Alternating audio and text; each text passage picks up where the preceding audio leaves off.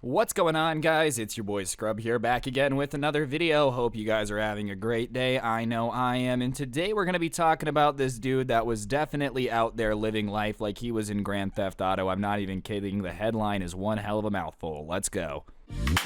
Nice racking her ass Brazilian, just turned 21, but my bank's a million. Alright, so as y'all know, prowling the internet for weird news is kind of my thing. It's what I'm really a fan of. And you know, every now and then I stumble upon a story about a criminal or someone doing something that's just so insane I have to share it with y'all. And as soon as I saw this headline, I was like, there it is. There's the video.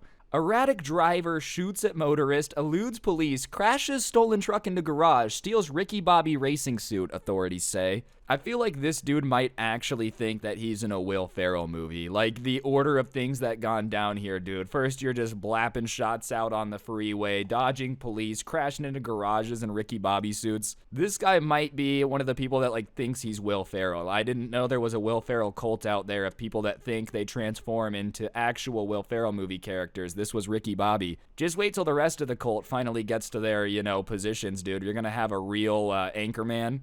The wild night that unfolded this week in Clackamas County might have proven too much for even actor and writer Will Ferrell's well-honed script chops. A 25-year-old man stands accused of driving a stolen truck erratically, firing at a fellow motorist who fired back with a rifle, leading police on a chase, crashing into a garage, and then running into the woods, breaking into a Beaver Lake home, only to emerge wearing a racing car costume of Ferrell's character from Talladega Nights: The Ballad of Ricky Bobby. This literally sounds like something that would happen in the next GTA game. Like, if the next GTA game has multiple characters, this is that game's version of Trevor. Does this not sound like something he would do? Like, when you switch to him and he's just in the middle of desert in his Jeep, like in a dress, and you don't know what's going on? That's the equivalent of what this guy did. The only difference is, characters in Grand Theft Auto are supposed to be fictional and way more crazy than reality, not reality.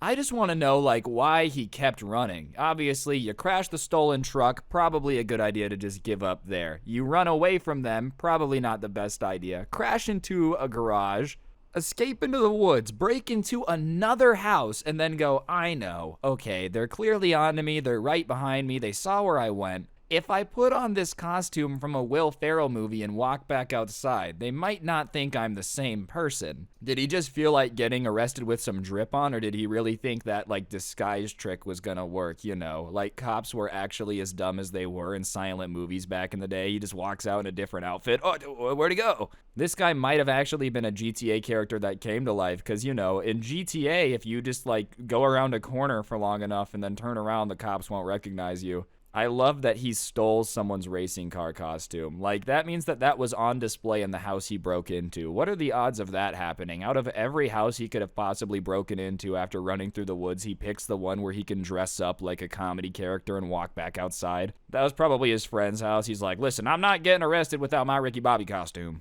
It all began at about 6 p.m. Tuesday when officers responded to a call from a witness who reported that a black pickup truck was running through stop signs on Barnard's Road, according to the sheriff's office. When the witness called 911 and tried to get the license plate number of the truck, the driver stopped, reached out the window, and fired several times from a weapon, sheriff's officials said in a news release, and the witness then grabbed a rifle from his own truck and fired back, but no one was hurt. Alright, whatever this guy was on, I don't think we should make more of it, but at the same time, if we ever find ourselves in a situation where we're backed into a corner and it's like a 300 situation, 300 versus 300,000, I want some of what he's on. I just love how he's clearly driving erratically, blowing through stop signs, just putting a bunch of people in danger. Some good Samaritan decides to get his license plate number, doesn't try to run him off the road, threaten him, just get his license plate, and he's like, nah, I can't have any of that, let her rip. Obviously, this guy was not thinking anything through. 6 p.m. is also just way too early to be on a rampage like this, if it was 4 in the morning after a long night of doing God knows whatever he was doing, that's still not okay. But 6 p.m., just rampaging down a main street in a town?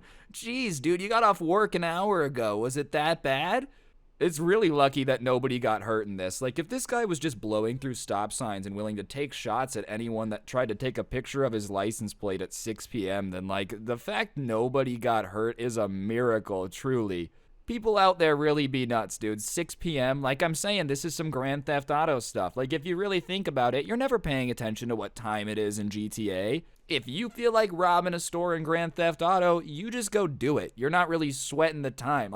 This guy was literally living life like a Grand Theft Auto character, and that's not a good thing. GTA is a fun video game, but nobody should be trying to make that their real life. That should not be the goal, is to suddenly own a criminal empire and just be a rampaging person. That's supposed to be for video games, dude. The suspect then fled the scene and headed north to Oregon 213, and the truck later found to be stolen from Salem, sheriff officials said. They tried to stop the truck using spike strips at one point and then lost it, but found it crashed into a detached garage. A witness reported seeing a man jump out of the truck, hop a fence, and run into the woods. In the sheriff's office, that's what they said anyways, authorities found a woman who had been a passenger in the truck near the crash scene and interviewed her and later released her.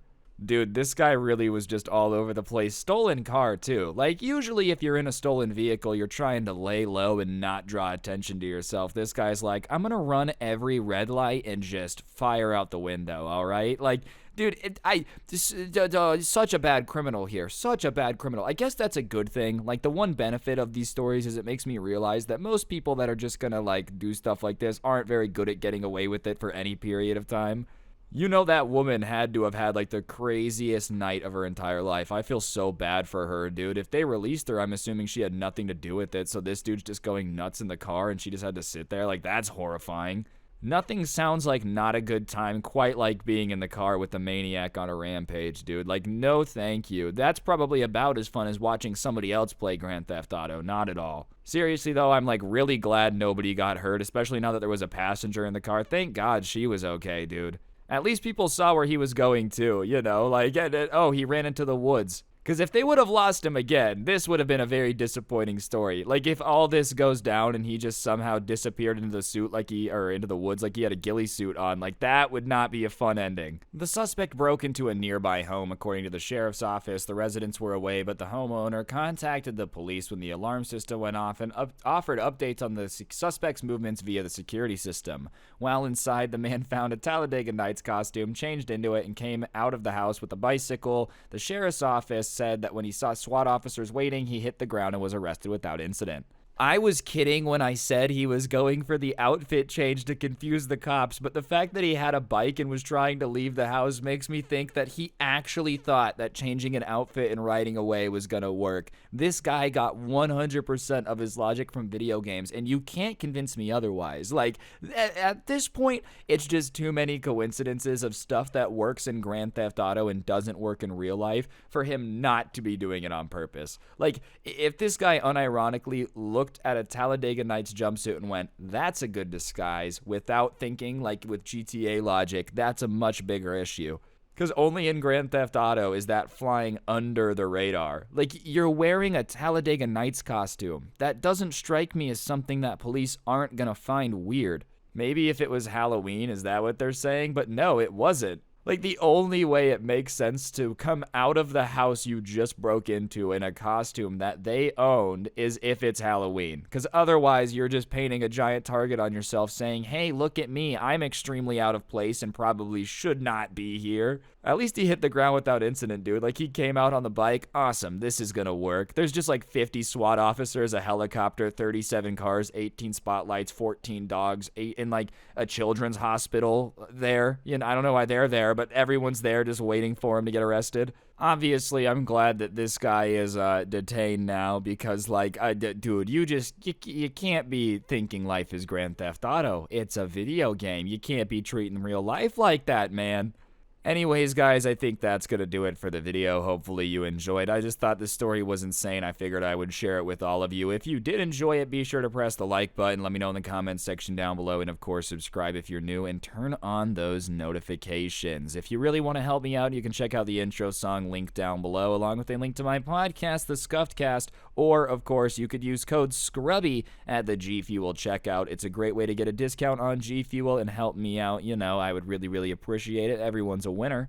Other than that, I did go ahead and put some of my story times on Spotify. A lot of people had been asking me to, so I'll put a link to that in the top of the description. But, if you're going to be traveling for the holidays on a road trip or something, feel free to go download those. You don't have to, no pressure. It's just there. It's an option. Like I said, link in the top of the description.